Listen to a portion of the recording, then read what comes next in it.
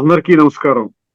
శ్రీమద్ భగవద్గీత ఆధ్యాత్మిక రహస్యాలు అనే శీర్షికలో శ్రీ త్రినాథ్ గారు ధారావాహిక ప్రసంగం చేస్తున్నారు. వారి ధారావాహిక ప్రసంగంలో ఈరోజు 255వ ప్రసంగం చేస్తున్నారు. శ్రీ త్రినాథ్ గారికి స్వాగతం. శ్రీమద్ భగవద్గీత ఆధ్యాత్మిక రహస్యాలు ఈ కార్యక్రమాన్ని వీక్షిస్తుంది ప్రతి ఒక్కరికి కూడా నమస్సుమంజలి, స్వాగతం, సుస్వాగతం. శ్రీమద్ భగవద్గీత ఆధ్యాత్మిక రహస్యాలు తెలుసుకోవడం వల్ల భగవంతుని యొక్క స్పష్టమైనటువంటి పరిచయం మనకు లభిస్తుంది. తిరుగులేని తిరస్కరించలేని సత్యం. ఒక 20 లక్షలు తెలుసుకున్నటువంటి విషయం భగవంతుడి యొక్క సత్యమైన, సంపూర్ణమైన, ఖచ్చితమైన, అంటే భగవంతుడి గురించి ఇప్పటి వరకు మనకి మనసులో ఎన్నైతే అపోహలు ఉన్నాయో, ఎన్నైతే సంశయాలు ఉన్నాయో, ఎన్నైతే ఈ డౌట్స్ ఉన్నాయో, ఇవన్నీ కూడా వెళ్ళిపోతాయండి. యాక్యురేట్ అండర్స్టాండింగ్ అనమాట. అంటే భగవంతుడి యొక్క పేరు, నామ, రూప, వారి రూపం ఏమిటి, వారి యొక్క నామం ఏమిటి, దేశ అంటే వారి యొక్క అడ్రస్ ఏమిటి, సారీ, వారి యొక్క అడ్రస్ ఏమిటి, ఎక్కడుంటారు, అర్థమైందండి. నామ, రూప, దేశ, కాల. కాలం అంటే ఏ సమయములో వారు వస్తారు, ఏ సమయాన్ని మనం విశిష్ట సమయముగా భావించాలి, అర్థమైంది. నామ, రూప, దేశ, కాల, గుణ, వారి గుణాలు ఏమిటి, క్వాలిఫికేషన్ ఏమిటి, కర్తవ్య, వారి కర్తవ్యం, ఆక్యుపేషన్ ఏమిటి, అర్థమైందండి. అదేవిధంగా సంబంధ, వారికి మనకున్నటువంటి సంబంధం ఏమిటి, ఈ విషయాల్ని చాలా స్పష్టంగా గీతలో అరటి పండు ఒలిచినట్లుగా మనకి అర్థం చేయించడం జరిగిందండి. ఈ విషయాల్ని కేవలం మనము ఏంటంటే ఆధ్యాత్మిక రహస్యాలను తెలుసుకున్నప్పుడు మాత్రమే మనకి అర్థం, లేకపోతే అర్థం కాదనమాట. ఇప్పుడు ముందు మాటగా ధార్మికము, ఆధ్యాత్మికము ఈ విషయంపై చర్చలు చేద్దామండి. ధార్మికము, ఆధ్యాత్మికము రెండు భిన్న కోణాలని, వేరే వేరే అర్థాలను ఇస్తాయి. రాత్రికి పగలకున్నంత తేడా ఉంది, భూమికి ఆకాశానికి ఉన్నంత తేడా ఉంది. ఈ రెండింటినీ మనం కలిపేశామో ఆ రెండింటి యొక్క స్పష్టత మనకి అంతగా దొరకలేదు. ముఖ్యంగా ఆధ్యాత్మికత అంటే ఏమిటో మనకు అర్థం కాలేదు. అందుకనే భగవంతుడు చెప్పినటువంటి మహావాక్యాలని మనం ఆధ్యాత్మిక దృష్టికోణంలో ఇప్పటి వరకు ప్రయత్నం చేయలేదు అర్థం చేసుకోవడానికి. దాని కొరకు ఈ కారణంగానే మనం భగవంతుడిని ఒక మిథ్యగా, ఏదో ఒక భగవంతుడి ఒక శక్తి ఉన్నది అని అనుకుంటున్నాం. కానీ ఎక్కడున్నారు భగవంతుడు ఒక్కరే అన్నప్పుడు ఆ ఒక్కరి యొక్క ఉనికి ఎందుకు కనిపెట్టలేకపోతుంది ప్రపంచం? ఇంత పెద్ద మహానుభావులు కూడా ఎందుకు కనిపెట్టలేకపోయారు? ఈ విషయం అదనమాట. కారణం ఏంటి? ఆధ్యాత్మికత, ధార్మికత రెండు కూడా ఒకటే అన్న విధానంలోనే నడుస్తూ ఉన్నాం. ధార్మిక ప్రవచనాలు చేసేవారిని కూడా ఆధ్యాత్మిక గురువులుగా అనుకుంటున్నాం. సో ఈ విధంగా ఆ రెండింటికి ఉన్న తేడాల్ని గత 40 ఎపిసోడ్స్ నుంచి మనం ప్రతి ఎపిసోడ్లో కాసేపు కొన్ని విషయాలు తెలుసుకుంటూ వస్తున్నాం. గత ఎపిసోడ్లో ఒక ముఖ్యమైన విషయాన్ని మేము ముందుకు తీసుకుని రావడం జరిగింది. ఏమిటంటే భగవంతుడు ఆత్మని శుద్ధి చేసే కార్యక్రమానికి అత్యంత ప్రాధాన్యత ఇస్తున్నాడండి. ఆత్మని శుద్ధి చేయటమే, ఆత్మశుద్ధి లేని ఆచారం అది ఎలా అని ఏ విధంగా అయితే యోగి విమన ఎన్నో సంవత్సరాల క్రితమే గుర్తించాడో అర్థమైందండి. ఆత్మశుద్ధి, అందుకనే గీతలో కూడా శౌచం అంటాడు. అర్థమైందండి. శౌచం అంటే శుద్ధత. శౌచాలయము అంటారు, బాత్రూమ్స్ని ఏమంటారు? శౌచాలయము అంటారు. శౌచము అంటే శుద్ధత. భగవంతుడు చెప్పేటువంటి జ్ఞానము ఆధ్యాత్మిక జ్ఞానము కాబట్టి శుద్ధత అంటే ఇక్కడ శరీరం యొక్క శుద్ధత గురించి కాదు, ఆంతరిక శుద్ధత. అదే అనేక శ్లోకాల్లో ఈ శుద్ధత అని వస్తుంది. అర్థమైందండి. 16వ అధ్యాయంలో 26 దివ్య గుణాల్లో కూడా శౌచం అనే పదం వస్తుంది. తేజ, శౌచం, శుచిర్ధ.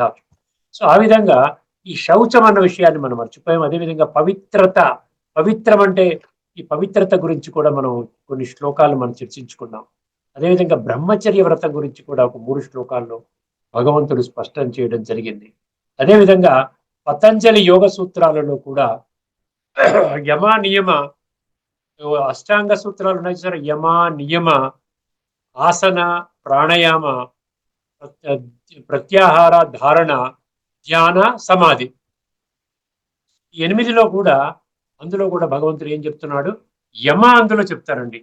యమ అన్న విషయంలో చాలా స్పష్టంగా మనం అర్థం చేసుకున్నాము. అందులో యమ అంటే ఏంటంటే మనం ఏం చేయకూడదు. నియమ అంటే ఏం చెయ్యాలి పెట్టుకోండి. డూస్ అండ్ డోంట్స్ అంటారు చూసారా? ఏం చెయ్యాలి, ఏం చేయకూడదు. ఏం చేయకూడదు దాంట్లో చూడండి 5 ఇచ్చాడు. అందులో ఏమిచ్చాడు? అహింస, అహింస, సత్యత, అర్థమైంది, సత్య మార్గాన్ని నడవాలి, అహింసను విడిచిపెట్టాలి, అస్తేయ, దొంగతనం చేయకూడదు, అర్థమైందండి. తర్వాత ఏమన్నాడు? బ్రహ్మచర్యం అన్నాడు, అపరిగ్రహ అన్నాడు. ఇది కూడా మనము ఆ విధంగా పొందే ఈ లౌకిక భౌతిక వాంఛలని తగ్గించుకోవాలి, గ్రీడినెస్ ని తగ్గించుకోవాలి. పరిగ్రహం అంటే అది కావాలి ఇది కావాలనుకోవడం అనమాట. అపరిగ్రహం, అందులో కూడా బ్రహ్మచర్యాన్ని ఇచ్చాడు. ఇప్పుడు ఒక ముఖ్యమైన విషయాన్ని మీ దృష్టికి తీసుకుని వస్తున్నానండి. ఎందుకంటే భగవద్గీతని సర్వశాస్త్రమై శిరోమణి అన్నారు. భగవద్గీత సర్వశాస్త్రమై శిరోమణి అన్నప్పుడు భగవద్గీత ఏదైతే బోధిస్తోందో, ఏ జ్ఞానాన్ని అయితే ప్రపంచ మానవాళికి అందిస్తోందో, సర్వశాస్త్రమయ్యి తల్లి లాంటి శాస్త్రము తల్లి ఏదైతే చెప్తుందో బిడ్డలు కూడా అదే చెప్పాలి కదా. ఒకసారి అర్థం చేసుకోండి. బిడ్డలు అంటే ఏంటి? అనేక ఈ భూమండలంపై మనుషులకు అందుబాటులో ఉన్న అనేక శాస్త్రాలు ఈ గీత యొక్క సంతానం అన్నమాట.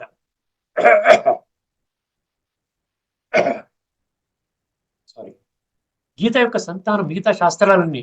ఇప్పుడు గీత మనకి పవిత్రత, బ్రహ్మచర్యము, శౌచాలయము, ఆత్మశుద్ధి ఇవన్నీ చెప్తున్నప్పుడు గీతా శాస్త్రాలు వేరే విధంగా చెప్తాయా? ఒక్కసారి ఆలోచించండి. గీతా శాస్త్రాలు పర్వాలేదు, కామ వికారంలోకి వెళ్ళొచ్చు, క్రోధ వికారంలోకి వెళ్ళొచ్చు, లోభ వికారం వెళ్ళొచ్చు అని చెప్తాయా? 16వ అధ్యాయంలోని 21వ శ్లోకం ఏం చెప్పారు? కామ, క్రోధ తదా లోభ ఏమన్నాడు? త్రివిధం నరకస్యేదం అన్నాడు. నరకానికి ద్వారాలు అన్నాడు. తస్మాత్ ఏతత్రయం త్యజేత్ అన్నాడు. కామ వికారాన్ని విడిచిపెట్టు అంటున్నాడు. కామయేష క్రోధయేష రజోగుణ సముద్భవ అన్నాడు. రజో అంటే అర్థమైపోయింది కదా మీకు, ద్వాపరాన్ని రజోగుణం అంటారు. రజోగుణం ఉన్నటువంటి వాళ్ళు కేవలం ద్వాపర యుగంలోనే ప్రత్యక్షం అవుతారు. వాళ్ళు సత్యత్రేత, స్వర్గం అనబడేటువంటి ఈ సత్యత్రేత యుగాల్లోకి రారు వాళ్ళు. కామము క్రోధం విడిచిపెట్టకపోతే నీవు రజోగుణ సముద్భవ, మహాశనో మహాపాప్మ విద్యేన ఇహ వైరినం అన్నారు. ఇహ అంటే ఈ ప్రపంచంలో ఇప్పుడు ఈ కలియుగం యొక్క అంతిమ సమయంలో మనుషులకు అత్యంత వైరి అంటే శత్రువు, బలమైన శత్రువు. అందుకని కబర్దార్ అంటున్నాడు. నేను ఒక్కసారి నాకు సంకల్పం నడిచింది. కాబట్టి గీతలో ఈ విధంగా చెప్పినప్పుడు మిగతా శాస్త్రాల్లో కామ వికారం మంచిదని చెప్తాడా? లేకుండా ఉంటే ఈ విధంగా విషయ వికారాలను విడిచిపెట్టుకోవాలని చెప్పాలి కదా, మిగతావి చెప్పకూడదు కదా, పవిత్రత అనేది ఉండాలి కదా, బ్రహ్మచర్యం అనేది కూడా వాళ్ళు కూడా చెప్పాలి కదా అని నేను ఏం చేశానంటే ఈ చాట్ జీపీటీని అడిగాను. గీత కాకుండా మిగతా ఏ శాస్త్రాల్లో ఈ విధంగా బ్రహ్మచర్యాన్ని సమర్థించే విధంగా ఎక్కడున్నది ఆ కొటేషన్స్ నాకు ఇవ్వండి అని అడిగాను. అడిగితే అద్భుతంగా ఇచ్చిందండి. మీరు కూడా అడగండి. ఏమండి, what are the various religious scriptures on this planet which support the concept of brahmacharya అని కొట్టండి చాలు, అన్ని వచ్చేస్తాయి. మచ్చుకి కొన్ని మీ ముందు చదువుతానండి, నేను రాసుకున్నాను. ఎందుకంటే లేకపోతే కాన్ఫ్లిక్ట్ అవుతుంది. ఏమిటంటే సర్వశాస్త్రమై శిరోమణి అంటారు, భగవద్గీత పరంగా మీరేమో పవిత్రత చెప్తున్నారు, మిగతా వేదాలు పవిత్రత చెప్పలేదు, ఉపనిషత్తులు చెప్పలేదు, ఈ ఇంకా మిగతా బైబిల్ చెప్పలేదు, ఖురాన్ చెప్పలేదు, లేకపోతే ఇంకొకటి చెప్పలేదు, ధమ్మపాదారి బౌద్ధ ధర్మం చెప్పలేదు. ఎలా కుదురుతుంది? మీరు సర్వశాస్త్రమై శిరోమణి అంటే ఎలా కుదురుతుంది? ఏ భగవంతుడా, ఎక్కడ ఈ స్పష్టత కావాలి అని భక్తులు అడుగుతాడు కదా. అసతోమా సద్గమయ్య అన్నాడు కదా, నేను సత్య మార్గంలో ఉన్నాను, నాకు సత్య మార్గాన్ని బోధించి అన్నాడు కదా. ఒకసారి మీకు ఈ దృష్టికి నేను రాసుకున్న 4 పాయింట్లు చదువుతాను, మీరు జాగ్రత్తగా వినండి. ఇది చాలా తీవ్రమైన విషయం అండి, తేలికగా తీసుకోకూడదు. ఈ రోజున పవిత్రత అన్న ఒక్క మూల సూత్రాన్ని భగవంతుడు ఎన్ఫోర్స్ చేస్తున్నాడు, గుర్తుపెట్టుకోండి. మనుషులు కాదు, భగవంతుడు అంటున్నాడు పవిత్రంగా ఉండు ఈ ఒక్క జన్మలో. ఎందుకంటే పతితముగా అవ్వడానికి మూల కారణము కామ వికారం, మనుషులను పతితముగా తయారు చేయడానికి. అందుకనే పంచవికారాలలో కామము అనేది మొట్టమొదటిగా చెప్పడం జరిగింది. కామ, క్రోధ, లోభ, అర్థం. భగవంతుడు చెప్పిన దాన్ని కూడా మనం ధిక్కరించామనుకోండి, విరుద్ధంగా ప్రవర్తించామనుకోండి, దానికి బాధ్యులు ఎవరండి? ఎవరికి వాళ్ళే. అందరూ చివరికైతే అందరూ భగవంతుడి మార్గంలో నడుస్తారని భగవంతుడు కూడా చెప్పలేదు కదా. 7వ అధ్యాయం 3వ శ్లోకంలో కొద్దిమంది మాత్రమే నన్ను తెలుసుకుంటారు. ఆ కొద్ది మందిలోకి వెళ్ళాలి అనేటువంటి ఒక సంకల్పం మీకు కలిగినట్లయితే అప్పుడు వినండి జాగ్రత్తగా. నేను కొన్ని రాసుకున్నాను ముఖ్యంగా. చందోగ్య ఉపనిషత్ అండి. చందోగ్య ఉపనిషత్తు 8.5.1. ఎందుకంటే మీకు రిఫరెన్స్ కావాలి కదా. ఏదో చెప్పామనుకోండి దేని ఆధారంగా చెప్తున్నారు అన్న విషయం వస్తుంది. ఇక్కడ ఏమిచ్చారంటే brahmacharya brahmacharya is verily the mean to attain Brahman అన్నాడు. పరమాత్మని పొందాలంటే బ్రహ్మచర్యం అత్యవసరము అని చెప్తుంది ఉపనిషత్తుల్లో ఈ 8.5.1. అర్థమైందండి. బ్రహ్మణ్ అంటే పరబ్రహ్మ స్వరూపం, అంటే భగవంతుడు ఈశ్వరుడు. వారిని పొందాలి అంటే ఖచ్చితముగా ఆత్మశుద్ధి చేసుకోవాలి. దాని కొరకు బ్రహ్మచర్యాన్ని పాటించాలి అని ఆ చందోగ్య ఉపనిషత్ చెప్తాను. నెక్స్ట్ మనుస్మృతి 2.220. మీరు కొట్టినా వస్తుందండి. నేనేం వేరేగా చెప్పట్లేదు, రాసుకున్నాను. కాగితాలు రాసుకొని, ఎందుకంటే మనం సపోర్ట్ చేసుకోవాలి. మనుస్మృతి 2.220 ఏం చెప్తుందండి? Brahmacharya should be practised by students with strict self control, purity and discipline. బ్రహ్మచర్యం అనేది ప్రతి ఒక్కరు స్టూడెంటే కదా. ఆధ్యాత్మిక జీవనంలో ప్రతి ఒక్కరు స్టూడెంట్. ఎందుకంటే అసలు ఎల్కేజీ లెవెల్ కూడా వెళ్ళలేదు మనం. ఆధ్యాత్మికత అంటే ఏమిటో తెలియదు. సో ప్రతి ఒక్కరు ఏమంటున్నాడు? స్టూడెంట్ ప్రతి ఒక్కరు కూడా సెల్ఫ్ కంట్రోల్, ఆత్మ సంయమనము. ఆత్మజ్ఞానం లేకుండా ఆత్మ సంయమనం ఎక్కడి నుంచి వస్తుందండి? అదే భగవద్గీత 2వ అధ్యాయంలో 11వ శ్లోకం నుండి 30వ శ్లోకం వరకు 20 శ్లోకాలు చదువుకోండి.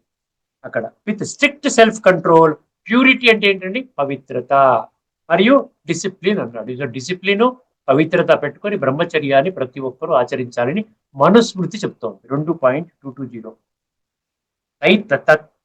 తత్రీయ ఉపనిషత్ అండి. 1.11.1 1.11.1 తత్రీయ ఉపనిషత్. స్పీక్ ద ట్రూత్, సత్యం పలకండి. ప్రాక్టీస్ ధర్మ మార్గాన్ని అనుసరించండి. Do not neglect self study, ఆత్మ ఉనికిని కనిపెట్టేటువంటి జ్ఞానాన్ని మీరు విస్మరించకండి. అండ్ ప్రాక్టీస్ బ్రహ్మచర్య వ్రతాన్ని ప్రాక్టీస్ చేయండి. పతంజలి అష్టాంగ యోగ సూత్రాల్లో, హిందూ ఫిలాసఫీ యోగ సూత్ర 2.30 2.38 ఈ 2 సూత్రాల్లో భగవంతుడు ఆ విధంగా చెప్పాడు. బ్రహ్మచర్య ప్రతిష్ఠాయ వీర్య లభః. When established in brahmacharya, one attains great vitality and spiritual power. ఆధ్యాత్మిక శక్తి నీకు కావాలి అంటే 100% నీవు బ్రహ్మచర్యాన్ని అనుసరించాలి, పాటించాలి, తూచా తప్పకుండా అంటున్నాడు. ఎవరు? పతంజలి మహర్షి, ఎన్నో సంవత్సరాల క్రితం. తర్వాత జైన్ స్క్రిప్చర్ ఏదో కొన్ని తీసుకున్నాను, మీకు చాలా వస్తాయి. జైన్ స్క్రిప్చర్ లో తత్వర్త సూత్ర 7.1 ఏమంటున్నాడు ఇక్కడ? Celibacy is the highest form of self restrain. Celibacy అంటే brahmacharya is the highest form of self restrain. మనం హైయెస్ట్ లెవెల్కి వెళ్ళాలనుకుంటామండి, కానీ చిన్న చిన్న విషయాల్ని భగవంతుడు చెప్తుంటే దాన్ని తీవ్రంగా తీసుకుంటాం, భగవంతుడి మాటలనేమో తేలిగ్గా తీసుకుంటాం. ఎంత వక్రబుద్ధిగా మనిషి వర్తమానంలోని సగటు మానవుడు ఏ విధంగా ఆలోచిస్తున్నాడో గమనించండి. ఇక్కడ ఏమంటుంది? జైన్ స్క్రిప్చర్ లో ఏముంటుంది? Celibacy is the highest form of self restraint. Jain monks observe absolute brahmacharya. Jain monks observe absolute brahmacharya as a mahavrata, great go. ఒక వ్రతం లాగా దాన్ని మూల సూత్రంగా, ఫౌండేషన్ గా జైన్ మాంక్స్ తీసుకుంటారని చెప్పాడు. తర్వాత అచరంగ సూత్ర ఇంకొకటి అనమాట. తత్వార్థ సూత్ర ఒకటి, అచరంగ సూత్రాలు ఏమన్నాడు? Lays heavy emphasis on complete purity, సంపూర్ణ పవిత్రత. దేని మీద అండి? దాని మీద ఎక్కువ ఎంఫసిస్ పెడుతున్నారంట, సంపూర్ణ పవిత్రత. మరియు ఏమన్నాడు? Celibacy and renunciation. రినౌన్సియేషన్ అంటే ఇక్కడ భౌతికంగా వాళ్ళు ఏమనుకుంటారంటే ఈ ఫ్యామిలీని విడిచిపెట్టాలనుకుంటారు. అది రినౌన్సియేషన్ కాదు. భగవంతుడు ఏం చెప్తున్నాడు? ఆంతరికంగా నీలో ఉన్నటువంటి రుగ్మతలని విడిచిపెట్టాలి, విషయ వికారాల వలయ నుండి బయటికి రావాలి, ఆత్మని శుద్ధి చేసుకునే పనులు చేయాలి అంటున్నాడు. As a path to liberation. అర్థమైందండి. అదేవిధంగా బుద్ధిస్ట్ టెక్స్ట్ వినండి. ధమ్మపాద వర్స్ 142. ధమ్మపాద అంటే బుద్ధిస్ట్ స్క్రిప్చర్. హిందూ ధర్మానికి మనం భగవద్గీత ఎలా అనుకుంటున్నాం, హోలీ బైబుల్ క్రిస్టియన్స్కి ఎలా అనుకుంటున్నారో, బౌద్ధుల ధర్మ గ్రంథము ధమ్మపాద. దాంట్లో ఏమన్నారండి? ధమ్మపాద వర్స్ 142లో నాట్ నేకెడ్నెస్, నగ్నంగా ఉండడం కానీ, నార్ మ్యాటెడ్ హెయిర్. ఇప్పుడు ఈ విధంగా ఋషులు మునులు చక్కగా బాగా జుట్టు పెంచుకునే వాళ్ళు ఈ విధంగా రకరకాలుగా డిఫరెంట్ గా కనబడాలని చేస్తున్నారు కదా. సో దాన్ని కూడా కాదంటున్నాడు. Not nakedness, Nar మ్యాటెడ్ hair, not Nar dirt, అంటే మురికిగా అవుతారు కొంతమంది ఆ విధంగా. నార్ ఫాస్టింగ్, ఫాస్టింగ్ అంటే ఉపవాసం చేయటం, ఫాస్టింగ్. ప్యూరిఫైస్ ఎ మార్టల్. ఇవేవి కూడా ఆత్మని ప్యూరిఫై చెయ్యదు.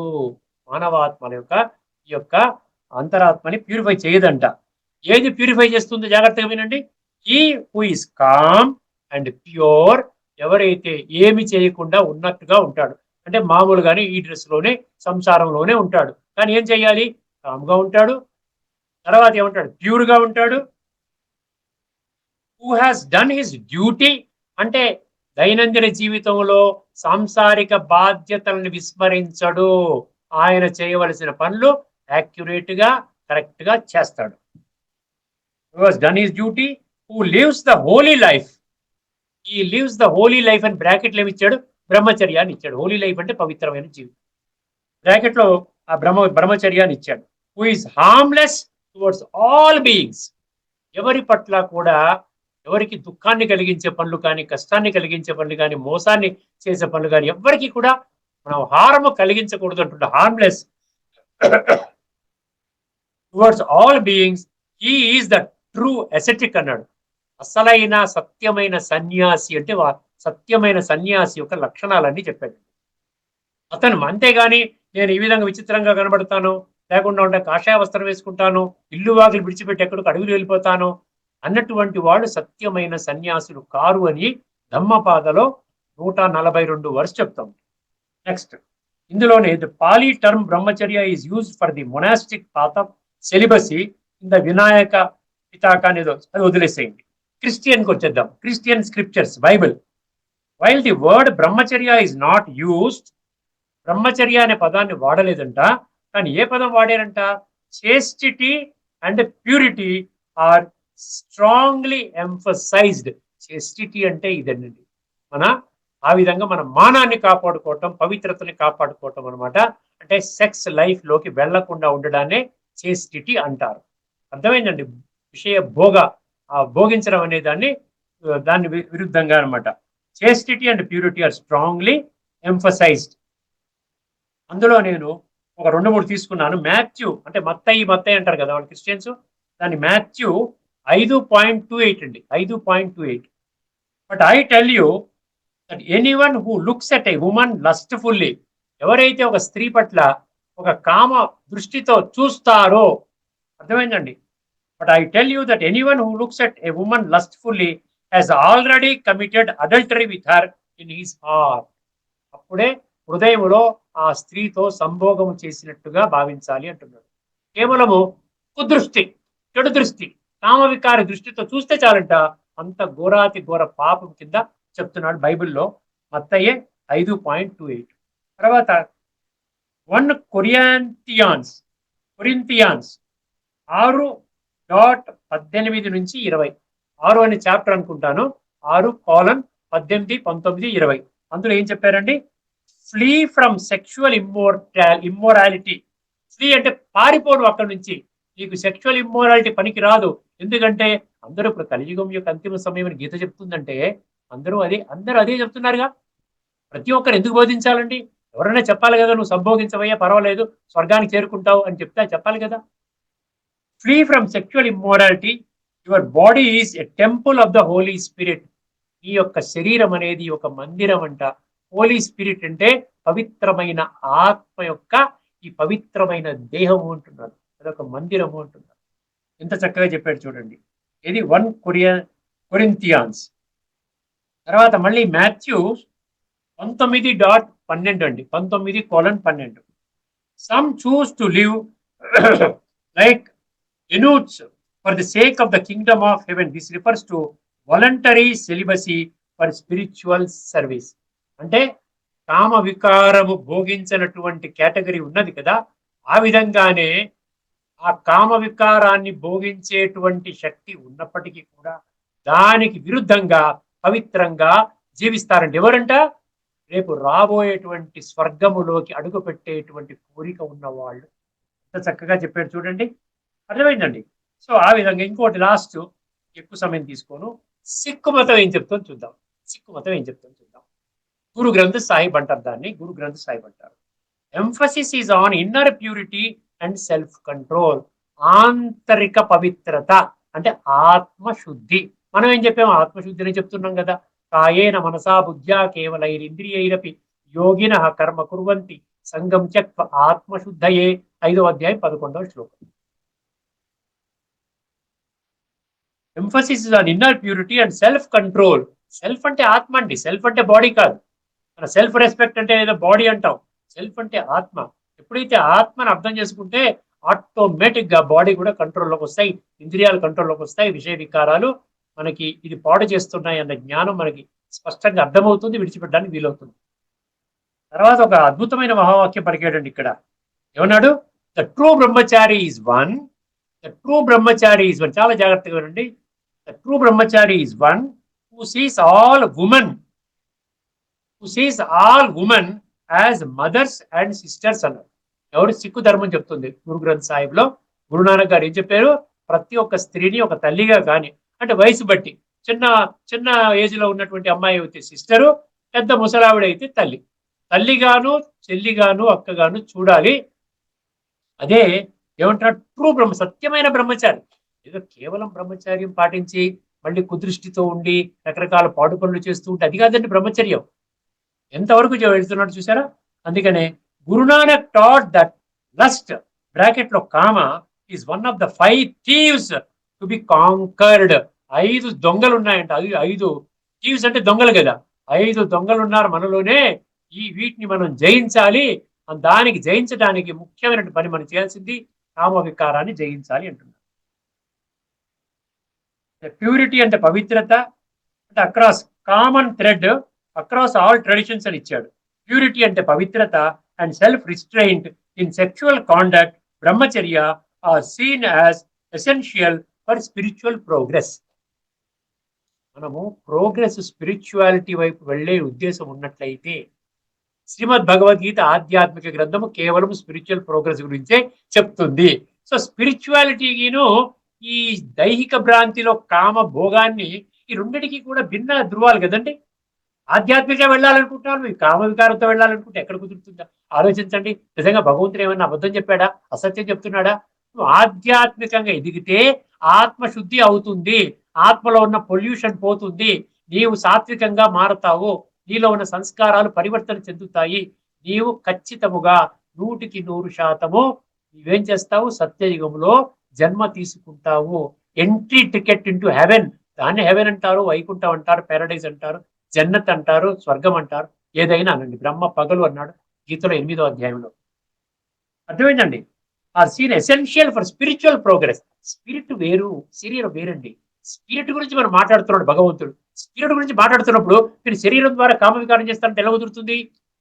అర్థమైంది? అందుకనే భగవంతుడు స్థాపన చేసినటువంటి ఈ ప్రజాపిత బ్రహ్మ కుమారి ఈశ్వర విశ్వవిద్యాలయం ఏ విధంగా విషయ వికారాల వలయ నుండి బయటికి రావాలో చెప్పి ఆ విధంగా మనం తయారు చేస్తుంది.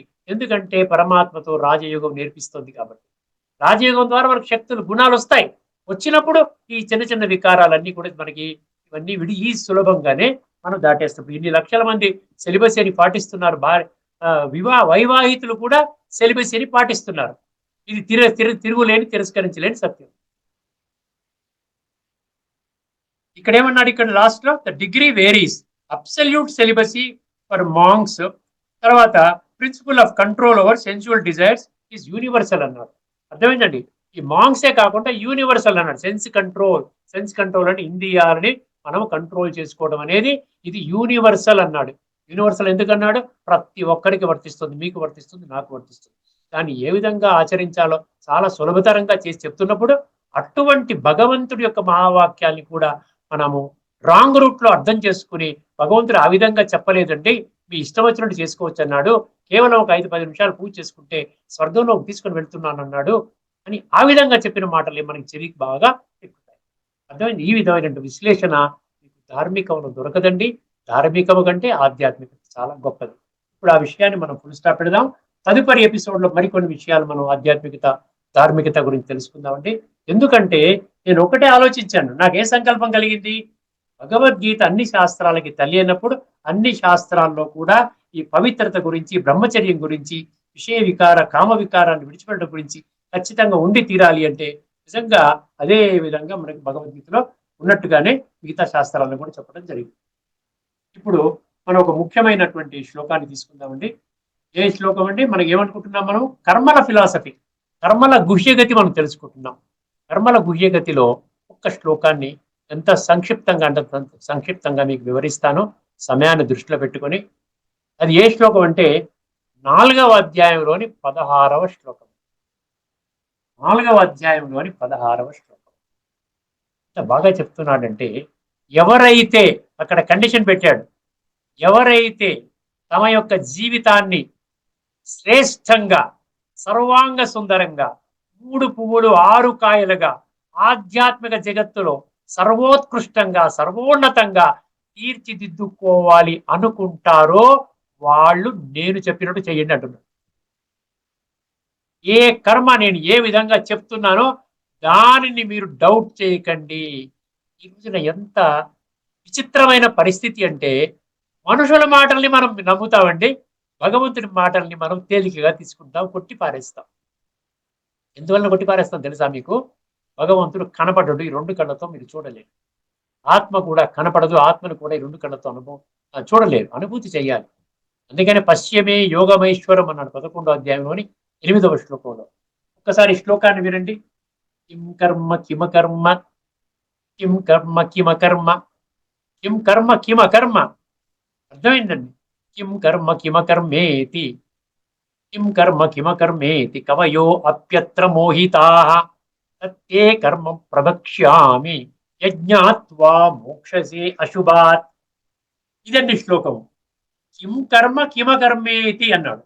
ఇక్కడ కిం అంటే ఏంటి, ఏమిటి అని అర్థం. కిం అంటే ఏమిటి, ఏమిటి కర్మ అంటే ఏమిటి, అకర్మ అంటే ఏమిటి తెలుసా? కిం కర్మ అంటే కర్మ అంటే ఏమిటి, కిం అకర్మ అకర్మ అంటే ఏమిటి, కిం కర్మ కిమకర్మేతి కవయో అప్యత్ర మోహిత అన్నాడు. కవయో అంటే ఇక్కడ కీలకమైన పదం అండి. అది కవయో అంటే చాలా తెలివితేటలు ఉన్నటువంటి మనుషులు అంటున్నాడు. వైజ్ పీపుల్ అంటే కూడా ఇంకా మెన్ ఆఫ్ విజ్డమ్ అంటే ఇప్పుడు ఉన్నటువంటి భూమండలం మీద ఉన్నటువంటి హయ్యర్ లెవెల్ కేటగిరీ అన్నమాట. బాగా తెలివితేటలు ఉన్నటువంటి వాళ్ళు, బాగా చదువుకున్నటువంటి వాళ్ళు, చాలా ఉన్నతమైనటువంటి స్థానములో ఉన్నటువంటి వాళ్ళు, అటువంటి వాళ్ళు కూడా ఈ కర్మ అకర్మ అంటే వాళ్ళు దాన్ని కన్ఫ్యూజ్ అయిపోతున్నారు, సరిగ్గా అర్థం చేసుకోలేకపోతున్నారు. కిం కర్మ కిం కర్మేది కవయో అపి అత్ర మోహిత అన్నాడు. మోహిత అంటే ఇక్కడ చాలా కన్ఫ్యూజ్డ్ గా అయ్యారన్నమాట. మోహితులు అవ్వటం అంటే అక్కడ ఏమిటో అర్థం కావడం లేదండి. కిం కర్మ అంటాడు, ఒక దగ్గర కర్మ అంటాడు, ఒక దగ్గర అకర్మ అంటాడు, ఒక దగ్గర వికర్మ అంటాడు, ఒక దగ్గర సుకర్మ అంటాడు. ఏమిటో ఈ అకర్మ కర్మ యొక్క భేదాన్ని అద్భుతమైన చాలా పెద్ద లెవెల్లో ఉన్నటువంటి మనుషులు కూడా, మీరు అది ఆధ్యాత్మికంగా తీసుకోండి, ధార్మికంగా తీసుకోండి, లేదా గొప్ప గొప్ప ప్రవచనకారులు అనుకోండి, గొప్ప గొప్ప సన్యాసులు సాధువులు అనుకోండి, ఎవ్వరూ కూడా తెలుసుకోలేకపోతున్నారు కర్మ అకర్మల యొక్క ఆ యొక్క భేదము, ఆ రెండింటి యొక్క భేదము, కర్మ అంటే ఏమిటి అకర్మ అంటే ఏమిటో ఇది తెలుసుకోలేకుండా పోతున్నారు అంటున్నారు. కిం కర్మ కిమకర్మేతి కవయో అప్యత్ర మోహితాః తత్తే కర్మ ప్రవక్ష్యామి, తత్తే కర్మ ప్రవక్ష్యామి యజ్ఞాత్వా మోక్షసే అశుభాత్. తత్తే కర్మ ప్రవక్ష్యామి యజ్ఞాత్వా మోక్షసే అశుభాత్ అంటే ఏంటి? ఏ యొక్క కర్మ ద్వారా నీవు అశుభము నుండి మోక్షం పొందుతావు. కంప్లీట్ మోక్షం అంటే లిబరేషన్, లిబరేషన్ అంటే కంప్లీట్ గా దూరం అయిపోతావు. అశుభం అంటే ఏంటి? ఈ రోజున ప్రతి ఒక్కరు అశుభంలోనే ఉన్నారు. కష్టము నష్టము దుఃఖాలు బాధలు అనారోగ్యం సమస్యలు కోర్టు తగాదాలు కొట్టుకోవడం చంపుకోవడం సంబంధాల్లో అయిష్టత డైవర్స్ కేసెస్ చంపుకోవడం ఈ విధంగా చూస్తున్నాం. ఇదంతా అశుభం అండి, గుర్తుపెట్టుకోండి. అశుభం. యజ్ఞాత్వా మోక్షసే అశుభాత్ అన్నాడు. ఇప్పుడు నేను ఏ విధమైనటువంటి కర్మ చేయాలో చెప్తాను, అది తెలుసుకున్నట్లయితే యత్ జ్ఞాత్వా మోక్షసే అశుభాత్ తత్తే కర్మ ప్రవక్ష్యామి అన్నాడు. తత్తే కర్మ. తత్తే కర్మ అంటే అటువంటి కర్మ నేను ప్రవక్ష్యామి అంటే నా చేత చెప్పబడినటువంటి కర్మ నీవు కానీ తెలుసుకున్నట్లయితే సంపూర్ణంగా నీవు ఈ యొక్క సమస్యల వలయం నుండి పూర్తిగా బయటకు వచ్చేస్తావు. అర్థమైందని విషయ వికారాల వలయం నుండి బయటకు వచ్చేస్తావు. స్వచ్ఛత అంటే ఏమిటి, అస్వచ్ఛత అంటే ఏమిటి, మంచి అంటే ఏమిటి, చెడు అంటే ఏమిటి, సత్యత అంటే ఏమిటి, అసత్యం అంటే ఏమిటి, ధర్మం అంటే ఏమిటి, అధర్మం అంటే ఏంటి, భగవంతుడు అంటే ఏమిటి, 33 కోట్ల దేవీ దేవతలకి భగవంతుడికి తేడా ఏమిటి, సాధువులు సన్యాసులు ఋషుమునులు వాళ్ళు భగవంతులా, అదేవిధంగా ధర్మ స్థాపకులు ఎవరైతే వాళ్ళు భగవంతులా, దేవీ దేవతల భగవంతులా, మళ్ళీ భగవంతుడు ఒక్కడే అంటున్నారు, వారి యొక్క సత్యమైన స్వరూపం ఏంటి, ఇవన్నీ కూడా తెలిసిపోతాయి. ఇవన్నీ తెలిసినప్పుడు ఏమవుతుంది, మనకి ఇంకా ఈ ప్రపంచంలో అశుభము మనల్ని తాకదు. ఎప్పుడు ఆనందంగా ఏమైనా జరగనివ్వండి, పరమాత్మతో నేను కనెక్ట్ అయి ఉన్నాను. దీనేమంటారు, పరమాత్మతో కనెక్ట్ అయి ఉన్నాను. ఈ కర్మలు అనేది దేని ఆధారంగా జరుగుతాయి, నేను పరమాత్మతో కనెక్ట్ అయి ఉండి నేనేం చేస్తున్నా, ఆత్మశుద్ధి చేసుకుంటున్నాను. ఆత్మశుద్ధి చేసుకున్నప్పుడు దాని రిజల్ట్ ఏమొస్తుందండి, ఈ గుణాలు ఏవైతే ఉన్నాయో, శరీరం ద్వారా కర్మలు చేస్తాం కదా, శరీరం దేన్ని తీసుకొస్తుంది, త్రిగుణాలను తీసుకొస్తుంది. సత్వం రజస్తమైతి గుణా, ఏమండి, సత్వం రజస్తమైతి గుణా ప్రకృతి సంభవా నిబద్ధంతి మహాబాహో దేహే దేహినం అవ్యయం. 14వ అధ్యాయం 5వ శ్లోకం. ఈ గుణాలను తీసుకొచ్చి ఆత్మని మోహింప చేస్తుంటుంది అనమాట. ఆ పని చేయి, ఈ పని చేయి, ఈ పని చేయి. పరమాత్మతో ఎప్పుడైతే కనెక్ట్ అయి ఉంటాడో ఖచ్చితంగా హయ్యర్ లెవెల్ థాట్ లో ఉంటాడు కాబట్టి ఆ కర్మలు శ్రేష్టమైన కర్మలు జరుగుతాయి. అర్థమైందండి. అందువల్ల భగవంతుడు ఏమంటాడు, ఈ విధంగా కర్మాతీత స్థితి అంటాడు. అంటే కర్మ చేస్తాం, కర్మను విడిచిపెట్టామండి. అకర్మ అంటే కర్మ చేయకపోవడం, కర్మ చేస్తాము కానీ కర్మాతీత స్థితిలో ఉంటాము. ఆ విధంగా పరమాత్మతో కనెక్ట్ అవ్వటం వల్ల ఎటువంటి కర్మలు చెయ్యాలి, ఏ కర్మల ద్వారా నీవు కంప్లీట్ గా సమూలంగా నీవు ఈ యొక్క అశుభము నుంచి, ఈ యొక్క నెగిటివ్ ఏవైతే జరుగుతున్నాయో నీ జీవితంలో వాటన్నిటి నుంచి కూడా నీవు దూరం అవుతావు అంటాడు. 9వ అధ్యాయం మొదటి శ్లోకంలో కూడా ఆఖరి పంక్తిలో యజ్ఞాత్వా మోక్షసే అశుభాత్ అని మనం చర్చించుకున్నాం. ఏమిటండి, ఇదం తు తే గుహ్యతమం ప్రవక్ష్యామ్యనసూయవే జ్ఞానం విజ్ఞాన సహితం యజ్ఞాత్వా మోక్షసే అశుభాత్. అర్థమైందండి. సో ఇప్పుడు మనం ఏం చేద్దామంటే ఇక్కడితో మనం ఆపేద్దాము. ఈ లోతైన తత్వం ఏమంటున్నాడు, నేను చెప్తాను ఎటువంటి కర్మలు చెయ్యాలో. ఆ విధంగా నీవు నడుచుకున్నావో నీ జీవితంలో ఎక్కడ దుఃఖము కానీ, అలజడి కానీ, టెన్షన్ కానీ, రోగాలు కానీ, సమస్యలు కానీ నీకు లేకుండా పోతాయి అంటున్నారు. ఇది ఇందులోని తత్వం. భాష్యకారులు ఈ శ్లోకం గురించి ఏం చెప్పారో ఒక్కసారి దాన్ని పరిశీలించి ఈ యొక్క ఎపిసోడ్ని మనం ముగించుకుందామంటే 4వ అధ్యాయంలోని 16వ శ్లోకం. 4వ అధ్యాయంలో 16వ శ్లోకం ఒకసారి జాగ్రత్తగా వినండి. భగవాను వాచ, కర్మ అనగా ఏమి, అకర్మ అనగానేమి, ఈ విషయమును నిర్ణయించుటలో విద్వాంసులు సైతము, విద్వాంసుల అన్ని కోణాల్లో, ఈ ధార్మిక దృష్టిలో సైంటిస్టులు కానివ్వండి, జడ్జెస్ కానివ్వండి, ప్రొఫెసర్లు కానివ్వండి, బాగా చదువుకున్న వాళ్ళు కానివ్వండి, సాధువులు విశిష్ట ప్రవచనకారులు కానీ ఎవరైనా కానివ్వండి, ఇక్కడ విద్వాంసులు అన్న ఒక పదం పెట్టేశాడు. ఏమంటున్నాడు, ఈ విషయమును నిర్ణయించుటలో విద్వాంసులు సైతము భ్రాంతికి లోనగుచున్నారు. బ్రాకెట్లు ఏమిచ్చాడు తెలుసా, తిక్కమక పడుచున్నారు. కావున కర్మతత్వమును నీకు చక్కగా విశదపరిచెదను.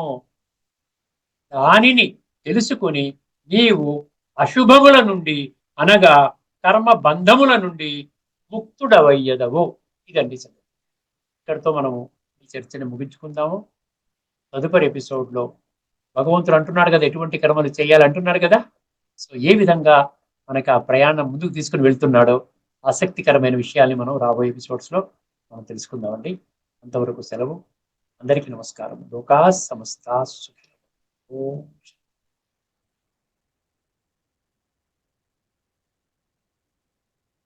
శ్రీమద్ భగవద్గీత ఆధ్యాత్మిక రహస్యాల తాత్వికతను సవివరంగా విశ్లేషించిన శ్రీ త్రినాథ్ గారికి ధన్యవాదాలు.